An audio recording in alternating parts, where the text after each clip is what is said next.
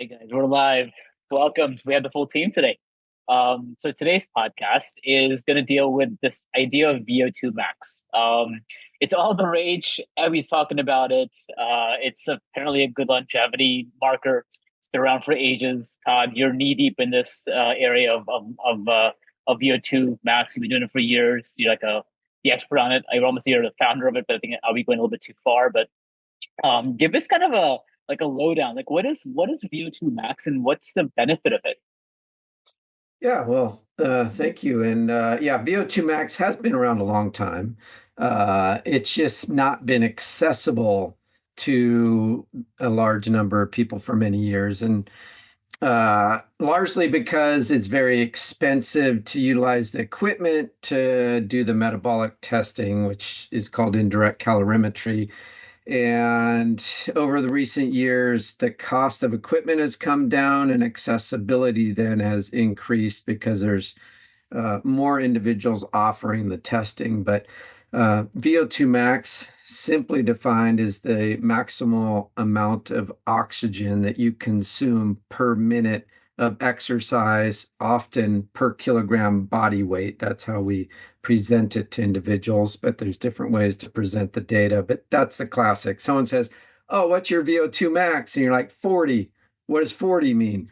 Well, it's 40 mils per kg per minute, and that's how people communicate with each other on that value. And that's an average for the average person. And somebody who might have disease or other issues, it might be closer to 20 mils per kg per minute. And then, like Daniel, an elite athlete here, he might be up above 60 mils per kg per minute. Some of the individuals that win endurance races are usually in the 70s, sometimes up into the 80s. And, the highest value ever recorded has been in the 90s. Often used for endurance athletes over the years to kind of gauge where they're at, their potential, and to build training programs around that. But again, it has been identified, since it's a very good representation of cardiovascular and cardiorespiratory health. It's become a marker for longevity and related to longevity. So a lot of physicians are asking their patients to get a VO2 max test, and it kind of puts them in a category. Here's where you're at. We need to get you in a little bit better shape. And it's not just looking at somebody and going, "Oh, what's their body composition?" Because you can have people that have a lot more body fat and are still in pretty good cardiopulmonary health. And so it gives a good representation of that. And that's kind of why we're talking about it today, I think, is just because of the explosion in interest in VO2 max testing based on accessibility and the realization of the link to longevity. I'm pretty sure, Todd, that you were probably in the 90s when you were a wakeboarder back in the day. Yes. Yeah. Wakeboarding, is that an endurance sport? Not so much, but yeah, I had fun with that. I can imagine. So okay, so it's a good gauge of cardiovascular and cardiopulmonary health. It's being used as a way to gauge people's health. The biggest thing nowadays is that there's lots of data. Like you get tons and tons of data, and this is just another data point. But it seems like this data point is more valuable and is becoming more valuable for people. And you're right. I think the accessibility of the test itself has been hard to achieve because of the cost points of the equipment. But with the cost coming down, the equipment is a little bit more um, attainable for more places to use. Um, so I'm kind of curious in terms of being able to do the test. There's this big thing called a metabolic cart. They are instruments like a VO2 master and other such devices you can use. There are different modalities of gathering the information. I think the gold standard is the cart, and there are other ways of doing it. I'm just wondering if you can kind of give an idea of like the price range of these different types of modalities, and more importantly, what's the value of the data coming out of these? Because I'm sure that there's a declining value or accuracy of this data coming out of different systems. So help us sort of understand the ecosystem of devices and the value of those data points coming out of them. Yeah, and I'll have Shayna weigh in on this too. But I've been running these tests for 30 years and worked with a lot of different companies or equipment to do the tests. And like I said, the costs have come down. It used to be you'd pay 70, $80,000 for a metabolic cart that was instrumented with ECG and could do a lot of stuff. But nowadays a top brand non-portable metabolic cart will run you anywhere from 35 to 50,000, and all the way down to the portable systems, which are being utilized quite a bit. They're in that kind of $7,000 to $10,000 range, depending. And there's even companies offering kind of self um, units that you can just use on yourself for as little as $500 to $800. You wouldn't share those with other people, but basically the sensors and the technology have gotten uh, less expensive, and it doesn't necessarily mean the lower cost equipment isn't as good as the one that costs more. So that's something that needs to be evaluated. A lot of people don't do that. I mean, some people just wear their Apple Watch and it says, "Oh, hey, my VO2 max is 45," and they're happy with that. It's using an algorithm, but sometimes that can be, sufficient depending on the individual. And we often compare what someone's Apple Watch says to the actual test that we do. Sometimes it's similar, sometimes it's off by quite a bit. So there's, once you start using technology and you're introducing more variables, you can have some error in the readings, and there's a lot to it, whether it's just an oxygen sensor or an oxygen and CO2 sensor. And so it gets a little complicated. Most people aren't familiar with all that.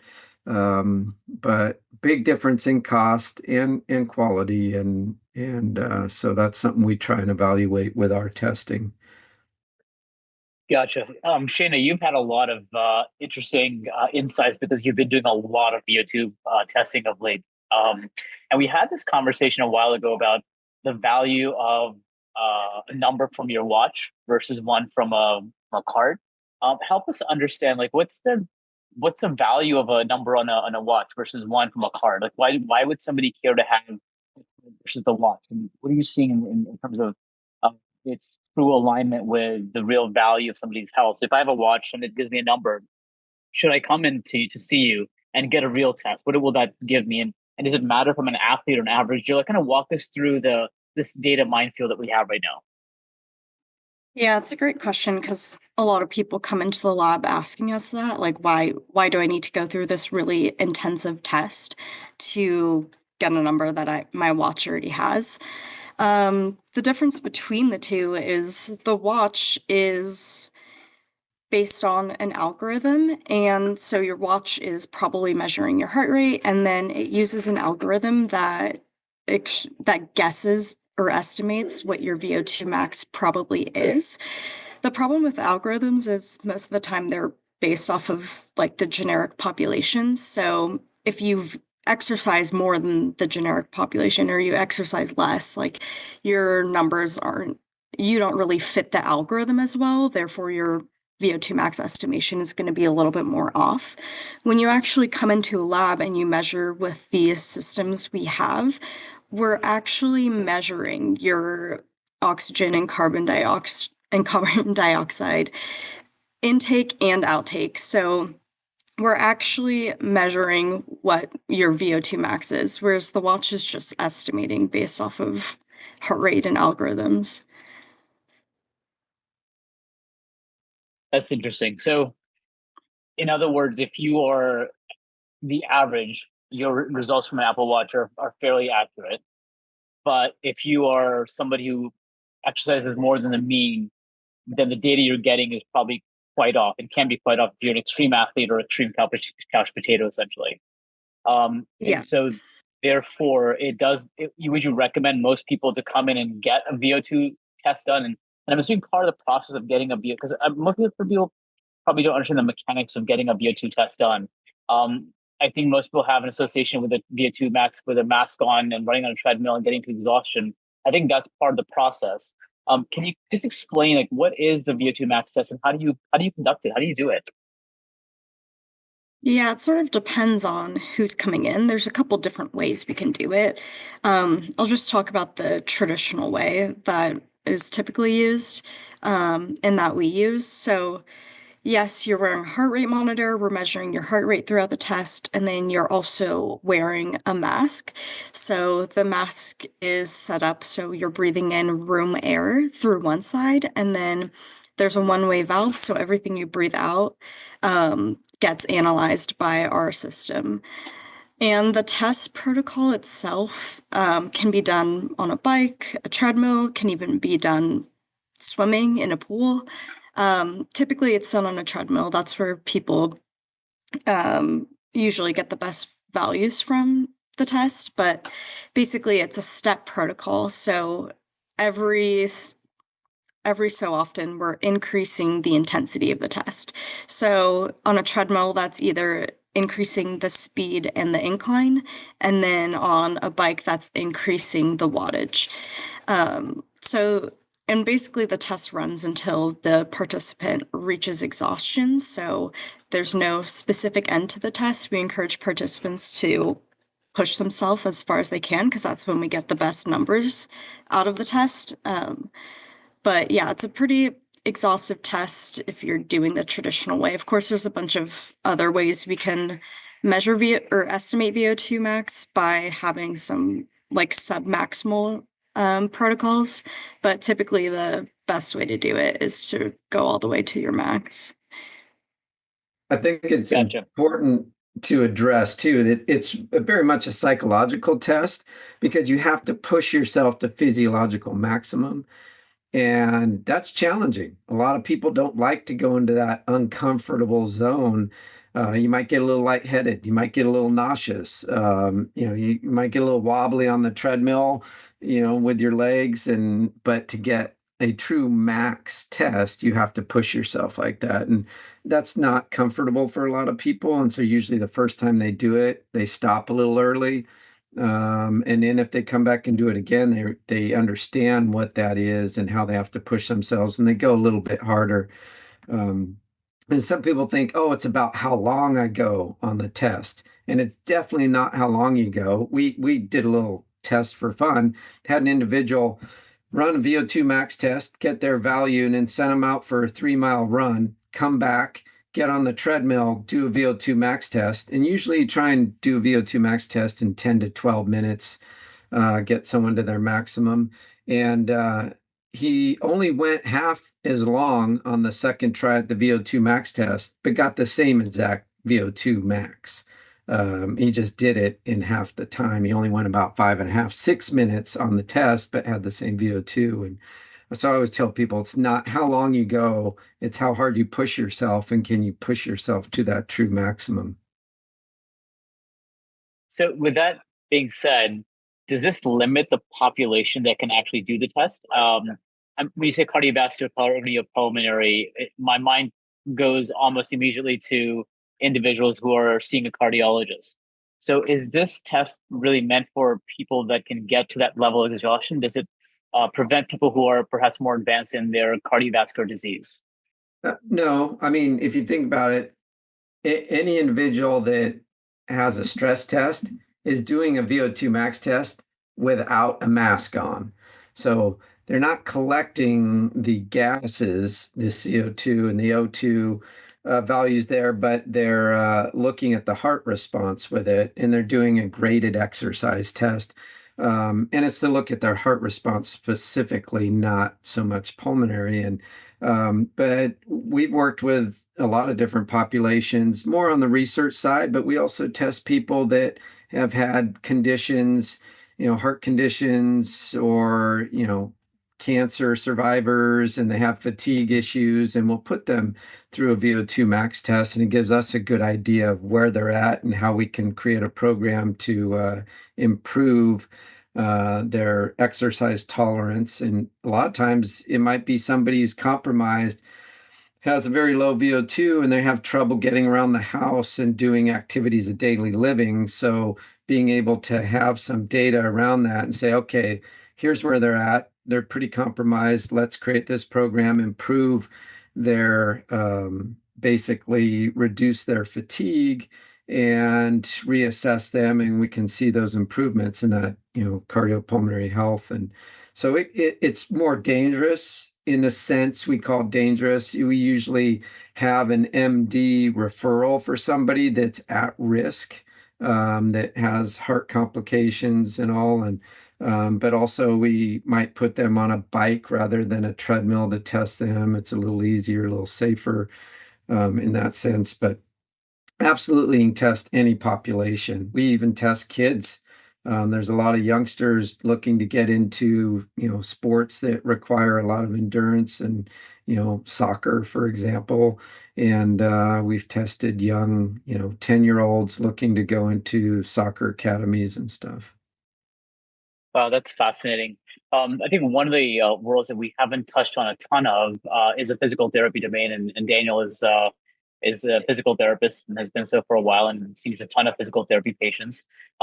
Daniel, just kind of want to get your perspective. Do you think that the VO2 max test could be something used in physical therapy clinics? And if you do get a VO2 max test done, do you think patients can come to a physical therapist and get guidance on how to improve it from a perspective of not stressing their musculoskeletal health? Yeah, certainly. I think almost every physical therapist that I know has had some amount of an exercise physiology background or instruction, like we had from Dr. Schroeder here.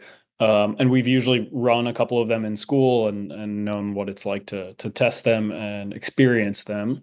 And then a lot of us get into treating patients and kind of forget about that. I certainly have gotten into that and haven't done it since I was in school. But it's certainly feasible for us to do. I think there's two benefits of doing it in physical therapy. One is that if you can have some sort of VO2 max or at least estimation of that to get kind of determine your training zones and figure out what kind of intensities you can be at. Even if it's just for musculoskeletal health, I know that in a zone 2 training, that's when your knee pain flared up, or that's when I'll have people who have like respiratory issues using a lot of their like accessory musculature from their scalenes in here and causes compression at the brachial plexus and numbness and tingling in their fingers. And could figure out what like heart rate intensity or what kind of zones those symptoms flare up, could always help us gradually progress that, whether it's that kind of patient example, knee pain example. We use some amount of those exercise zones in rehabbing concussions and getting athletes, excuse me, back on the field. So there's certainly a lot of use cases for it. And I think the other thing that physical therapists, one benefit that we have is we see our patients fairly frequently, and you're seeing us all the time, and there's some amount of consistent kind of monitoring that we can do. If you think about seeing your PT like you would see a dentist and seeing them twice a year for a entire kind of musculoskeletal and potentially anaerobic screening, the same way you would see a dentist twice a year, you could really start to kind of track people over time and develop a consistent relationship to know if one person just didn't push themselves that day, it's not just one test as a drop in the bucket, but if you have some sort of tracking over time. I think PTs are already kind of in the habit of seeing people frequently, and having that access to people is an advantage. Yeah, that's a great segue to my next question. That's about data. So you get this data from this VO2 max, and then you have this number in your hand. What do you do with that number? Now, obviously, I use an Apple Watch, and I have training zones that are assigned that I can see I'm at. But in actuality, my training zone that I'm showing on my Apple Watch is based on the assumption that I'm the average. So I'm assuming that this data point gives you a true understanding of when you're actually in certain zones. Is that accurate? And the second question is in general, what do you do with this data point? Like if I came to your lab and I got this data from you, what's the next step in this conversation with me and the clinician? Uh, so let's clarify, are you talking VO2 max value or the heart rate value for the training zone? So and I guess it's a great point. I don't know. I'm kind of a layman, so I'm looking at Yeah. training zones and I'm wondering, does this number impact that?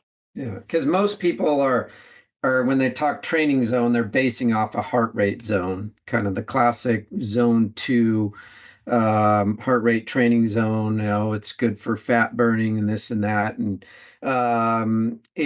that's based on your estimated max heart rate. It's kind of the classic 220 minus your age is your estimated max heart rate. Is that accurate? It's close, but I've seen people plus or minus 30 on that. They could be 30 under, they could go 30 over during a max test. So, they realize, oh, my training zone, I was really underestimating because I got my heart rate quite a bit higher than what the estimated heart rate was. If their estimated max heart rate was 160 and we get them up to 180 during the test, that really changes their training zones. And again, a lot of physicians will recommend that zone 2 training. It's a comfortable exercise zone for most people. We as exercise physiologists like to tell people push into that kind of higher intensity training zones for short periods of time. It's kind of where high intensity interval training came out of, and that can be very beneficial for health as well. Not as comfortable though. You push yourself, it gets a little uncomfortable during exercise, but so that's an important aspect of part of the test is your heart rate.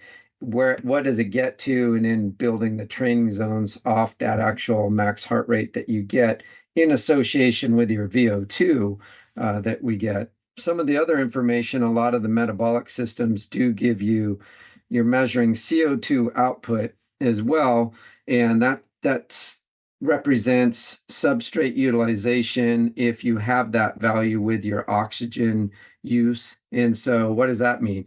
How many carbohydrates are you burning? How many fats are you burning?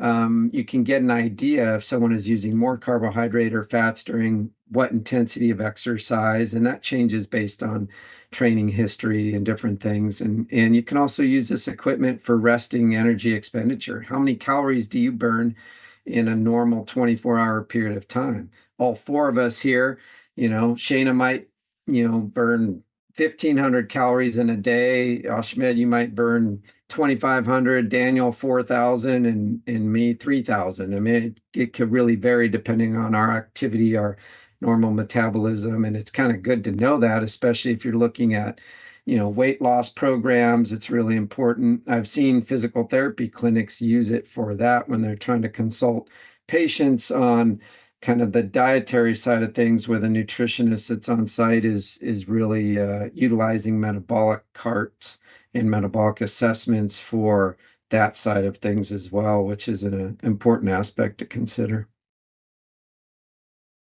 Wow, so you get a true roadmap of what you should do, and I'm assuming with this growth in GLP, this is even more important.